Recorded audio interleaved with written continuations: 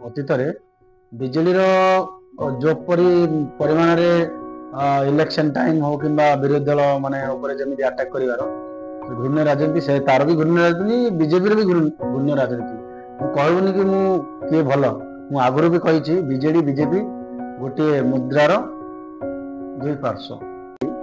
ମୋର ବିଶ୍ୱାସ ଆଉ ସଚେତନ ନାଗରିକ ହିସାବରେ ମୁଁ ଆପଣଙ୍କୁ ସଚେତନ କରିବାର ମୋର ବି ଭାବିଲି କହିଦେବି। କିନ୍ତୁ ଇଲେକ୍ସନ ସବୁ ପ୍ରକାର ଚାଲିଛି, ଆଉ ଯେପରି ହେଲେ ମଧ୍ୟ ଆପଣମାନେ ଉଚିତ ଭୋଟର ଆଉ ଯାହାକୁ ଦେବେ, ଯେଉଁ କ୍ୟାଣ୍ଡିଡେଟ୍ ଯେଉଁ ପ୍ରାର୍ଥୀକୁ ଉଚିତ ମନେ ଭାବି କରି ଦେଇଦେବେ। पैसा आदौ लालसा रखंदुनी, किंतु एक बात है, सुनो सबकी करो मन की।